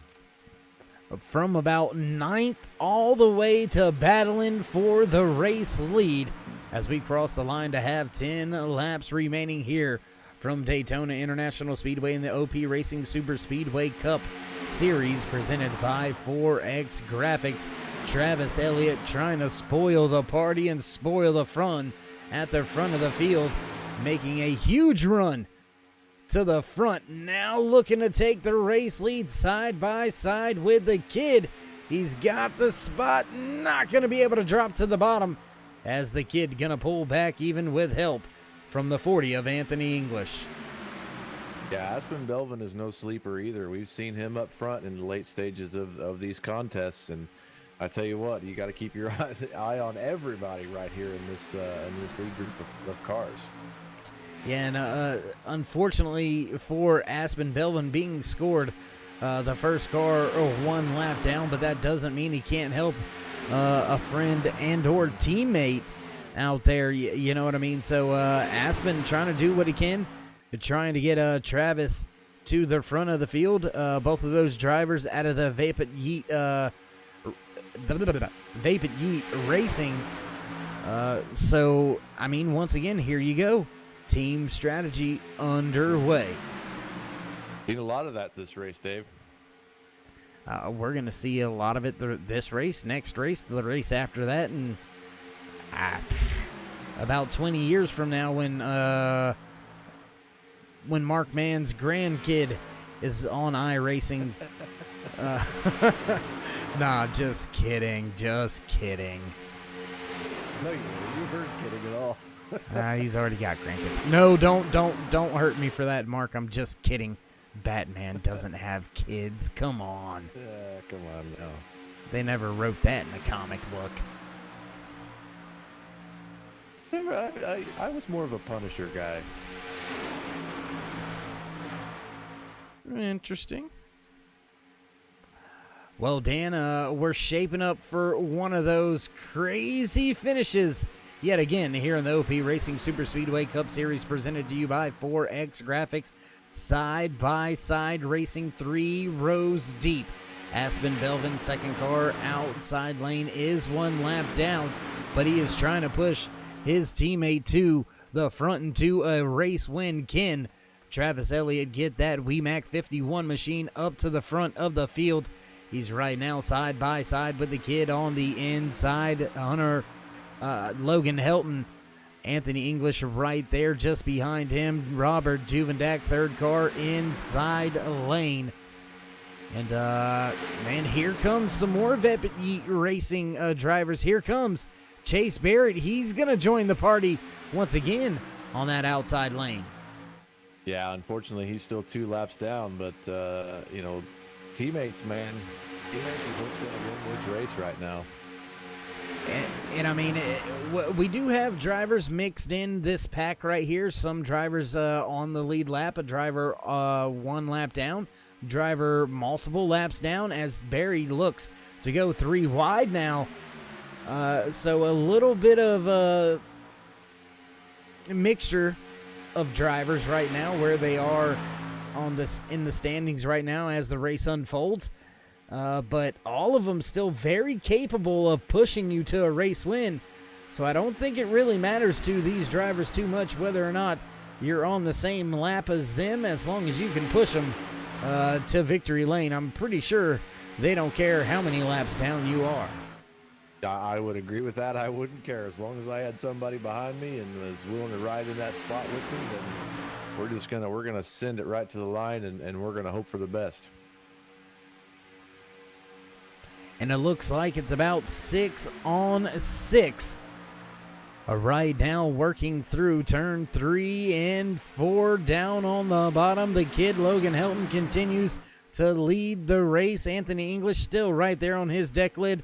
Robert Duvendak also right there as Chase Berry pulls off, heads to pit road. I believe it's going to be an end of the night for him. Looked like there was a little bit of smoke coming out of the tailpipe as he elected to come to pit road that time by. And here we go, Dan. I'm telling you, under 5 laps to go as these drivers make it halfway down the backstretch. Yeah, we're going to see some windows open up between this 6-on-6 lane here, and somebody's going to have to shove a nose in somewhere. May not be this lap, may not be the next, but it'll happen very, very soon. Do want to take a quick moment to check in on those FSR drivers: Hunter Reynolds, Derek Conley, Josh Milam. They are back running 13th, 14th, 15th, and 16th. Now, after, I guess, that miscalculation on the fuel, and that has hurt the chances of the 24 Will Weber to walk away with a race win here tonight.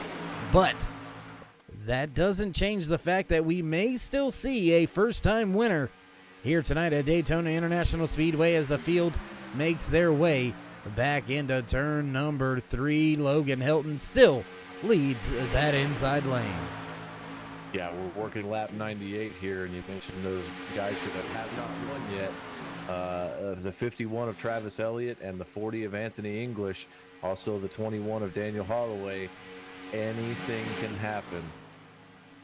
Well, I mean, don't count out that 53 of Dave Hunt or that 15 of Alex Green. Mark Mann, heck, he's right there. 4th car inside lane as Anthony English squeezes his way to the outside just in front of Travis Elliott. Now looking to get that push, looking to make the switch clear. Will he drop down in front of Helton? He's going to go ahead and hit the elevator button now. Down to the bottom, leading the race, the 40 of Anthony English. Elevator going down. Yes, sir. And now is when the truth and the carnage can happen. Coming around, crossing the line, white flag here at Daytona International Speedway. Anthony English leads the field as Logan Helton just behind him. The 51 of Travis Elliott digging hard on the outside, trying to side draft trying to slow the momentum of that inside lane as they work their way halfway down the backstretch. One lap car going to move on out of the way as the 40 of Anthony English continues to lead that inside lane. Looking to jump outside is the 63. Not going to do it just yet. Still nose to tail halfway through 3 and 4. A little bit of a move by Aspen Belvin. He's into the 51. 51 sideways. Big move coming from Robert Duvendak. Duvendak charges but not going to beat Anthony English to the line for the race win. Duvendak gonna grab second. The kid gonna be relegated to the 3rd spot, but that was a pretty clean run to the end of the race. My man, Dan, what a race once again. Yeah, the 8th different winner, Dave. That's Whew, man. It's awesome and so stressful at the same time. I mean, just think about, we got to remember all these different guys' names. Oh, my goodness. And if you're one of these drivers, those chase spots, they're getting thinner and thinner. We may see these drivers have to point their way in even after getting a race win if things continue this way. But either way, the 40 of Anthony English gets the job done here tonight. He's going to make an extra lap around the track. So we will get things set up, ready to go for our post-race interviews. We're going to head out for a brief commercial break. Don't go anywhere, ladies and gentlemen. We'll be right back with your post-race interviews.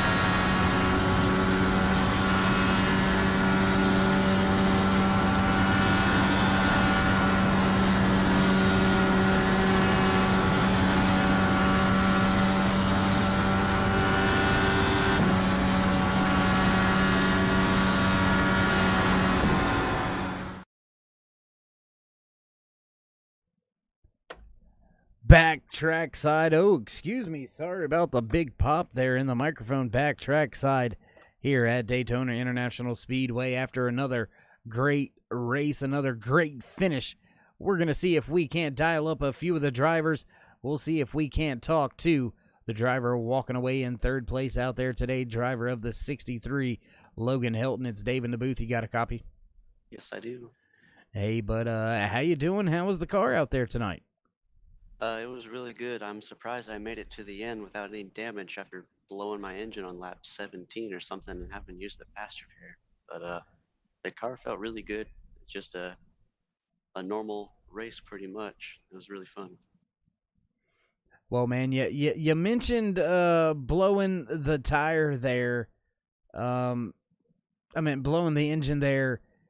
Were you caught off guard at all at how quickly maybe the engine did pop? I really was because I was saving the engine behind Josh there for the longest time whenever I was behind him, and then just one straightaway, and I said I'm gonna just try and push him clear, and I got him clear, and he fell down in front of me, and I had clean air all in front of me, and I looked down, and my engine temperature, my oil temp was at a 280, 289, 287, I think, and I look back up, and I'm losing a bunch of speed. It just popped out of nowhere, and I'm not really sure why, especially being in clean air for like 2 seconds, but I tried to get out. I tried to get out the way the best I could. I went high, and whenever I looked in my mirror and saw the big wreck, I knew it was my fault. It was kind of a upsetting feeling seeing how something I couldn't really control was kind of my fault. Yeah, I mean, sometimes things are just kind of out of our hands. It's kind of the nature of the beast when you come to a plate race like this, a plate track like this. But Logan, once again, another great finish for you. If I was one of these drivers, I'd be looking for you week in and week out because you always seem to find a way to the front, especially towards the end of these things. So once again, congratulations on not just a great finish here tonight, but a great run so far in the season. Before we let you go and celebrate tonight, would you like to give any shout-outs, thank yous, thank anybody on the side of that car? Yeah, just thanks to my family friends that watch the race, you guys that put on the broadcast, and everybody at OP that puts this on. Thanks to RTC Media, East Bay Landscaping, and LKH Graphics. Cystic Fibrosis Foundation for being on the car, my team at Checkered Flag Motorsports, and I think that's it. All right, well, there you have it. Driver Logan Hilton with some few parting words after walking away with another great race finish. And I believe our good old postman has had a chance to catch up with the driver finishing in second here today. You up and I have, Dave. I'm here with veteran Robert Duvendak, who runs up in the second position today. Robert, you avoided some trouble early and got that thing up onto a podium finish. What was going through your head when that car come down in front of you and you had to make an evasive maneuver? I thought that was the end of the night. Yeah, I was a little nervous there. I wasn't sure what to quite do. Just glad we were able to avoid it there. Yeah, definitely. Good piece of driving by you there early on in the race and keeping yourself in the ball game. You were a point leader up until Cody's win last weekend. This is going to give you a few more points toward that championship. Does that give you a little more confidence going into next week? Oh, always. Anytime you can score stage points and finish in top 5, it's always going to boost your confidence. The last 2 weeks, I think I finished like 14th and 12th or something after starting the season off with those top 10s. So I was a little down on myself at that point. I had a lot of pitch strategy calls over those 2 races not go the way I was hoping. Started this race off actually tonight with a wheel issue. For half the race, I didn't even have any force feedback. I was able to finally get in the pit road and try to recalibrate the wheel and everything. Got that back. But yeah, we are able to stretch our field there stage 2. I ran out of gas just as we passed the line. So I think I got third. So I scored a lot of points there. Came back, finished second tonight. I think that's the second place finish on the season. Yeah, I saw you sitting on pit road for a little extended amount of time there toward the latter or the early half of the last part of the race, and I was wondering if that was just something you had going on in your head there, or maybe you had a mental lapse, but apparently it was equipment issue. So, but congratulations for you for your second place finish tonight. We look forward to seeing you next week at Talladega. Is there anybody you'd like to thank this evening for their sponsorship of your race car? Oh, yeah, absolutely. I mean, I gotta thank 38. It's a beer I discovered when I was in the military down in Florida. That me and my wife got it pretty hooked on. So I've always kind of run their sponsor on my car, and they saw it a couple seasons ago and sent me a bunch of cool merchandise. So that was pretty cool. But I want to thank them. I want to thank everyone at OP. Got to thank the Alliance guys, Rick, Mark, Jim, and Anthony. Strategy worked our way tonight, and we were able to get Anthony a win and get the third Alliance driver locked in. So we have 2 more to go. Awesome. Well, we know where your team strategy lies. So congratulations again, man. We'll see you next week. Thanks a lot, and thanks to you guys. You guys have a great night. Thank you, too. Few final words from the driver finishing in the second spot, Robert Duvendak, walking away with a great finish. Now we'll see if we can't grab in a few words with the man of the hour, the man on the point at the end of it, the 40 of Anthony English. It's Dave and Dan in the booth. You got your ears on, bud? Yes, sir, David. Yes, sir. Well, man, it's been a long time coming this season. You had to wait until race number 9, but does it make it any less sweet? No, it does not. It is very sweet indeed. Well, man, you ran up front throughout the course of the race. You walked away with a stage win, winning stage number 2. Unfortunately, we didn't have time to break in and talk to you. Didn't want to mess things up with the crew chief. But anyways, so a very, very good points day for you and your crew. Yes, sir. Yes, sir. And that's what I was aiming for today. We were looming way back into points, and I needed to have a really solid points night. So that's truly what I was aiming for tonight. Now, with you mentioning the points, I don't want to be the bearer of bad news, so to speak, just yet this early in the season, but you're now the 8th different driver to go to victory lane. I believe 8th different driver, correct, Dan? Yes. 8th different driver. I mean, the spots for people guaranteed a spot in the chase with a win is starting to run out. So are you going to have to start banking on some of these stage points? Are we going to see this 40 machine be a little bit more aggressive after the stage points now that you've already got that win to kind of fall back on? Yeah, well, we definitely got to stay aggressive. I mean, if you watched last season, it was the same thing. We ended up having, I do believe, 12 or 13 winners, so it did come down to points getting into the playoffs. So points are still very huge right now. Well, my man, we're not going to keep you much longer after your first race win of the season. I know you want to get out there and celebrate. So, Anthony, once again, hats off. Great night for you and the team, walking away with a stage win, and more importantly, walking away with the race win. So before we let you go and enjoy the champagne and all the glitz and glamour, would you like to give any shout-outs, thank yous, love yous, thank anybody on the side of that car? I'd like to start out with you guys, Dave and Dan. You guys do a great job up there, and Alex and Cody and all of the gang for running this at OP. And then especially my teammates. Tonight wouldn't have been done without teammates, some good strategy, and some good calls by Robert, and a little bit of luck doesn't hurt for sure. So props to Alliance Motors, and yeah.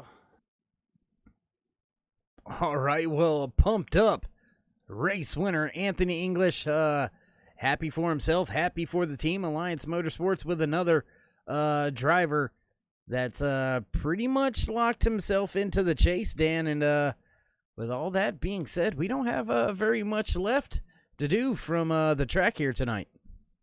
No, we don't have a whole lot to do. I do want to point out another little stat thing here that Anthony English is the only driver this season to win a stage and win the race. So a little cool little fact. So congratulations to him again. I knew he was due, Dave. I knew he was due anytime soon. And just like that, the floodgates have now been opened.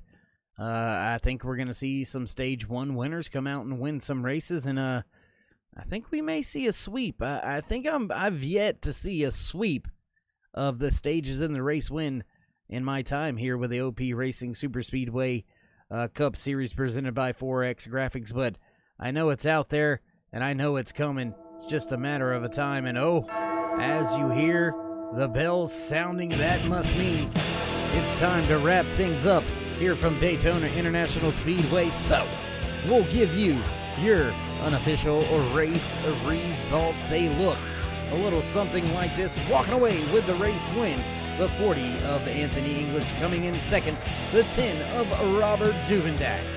Logan Helton gonna round out your top three. Travis Elliott gonna finish in fourth, and fifth will go to the 21 of Daniel Holloway.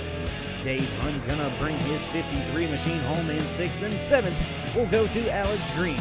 The 04 of Mark Mann gonna walk away in eighth. Rick Sebrand's gonna come home in ninth. The 8 of Cody Ober, last week's race winner, gonna slot in that final top 10 spot. Just missing the top 10 in the 11th position is the 52 of Randall Cobb. Just behind him, slotting in the 12th position, the 82 of Dan Harrington, and 13th, the 26th of Hunter Reynolds, and 14th, the 28 of Derek Conley, 15th, the 24 of Will Weber, 6th, the 7 of Josh Milan. Tough break for him today. I would have expected a little better finish out of him today.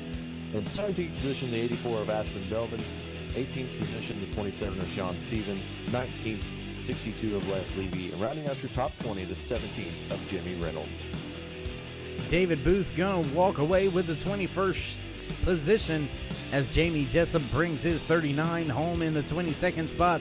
The boss, Mark Vega, bringing his 18 machine home in 23rd. Austin Meredith gonna walk away in 21st. 25th will go to Sean McCarrick. Dustin Barber gonna walk away in 26th. 27th will be that 5 of Chase Berry. David Overstreet gonna finish in 28th. 29th will be James Mayer. Andrew Schroeder gonna round out your top 30 with Ernie Williams coming in 31st, and Doug Rice unfortunately having some mechanical issues, not being able to get the engine fired at the start of tonight's race. Gonna finish in the 32nd and final finishing spot here tonight. So with that being said, another fine one in the books, and we'll get set and ready to wrap things up here tonight. Get ready to head over to the Legacy Daytona track for next Monday night for the OP Racing Super Speedway Cup Series, brought to you by 4X Graphics. Do want to take a brief moment to thank all the sponsors out here with the OP Racing Super Speedway Series. Want to thank each and every one of you viewers, fans, friends, family for stopping by each and every time you do. If you haven't already, throw these drivers a thumbs up. Click the subscribe, smash the bell over there on the right-hand side to get notified anytime we go live here on the Turn 3 Racing Network. And for myself, Darkside Dave in the cave, and my good buddy, the Postman Dan, well, stay safe, stay loved. Until next time, we'll see you then.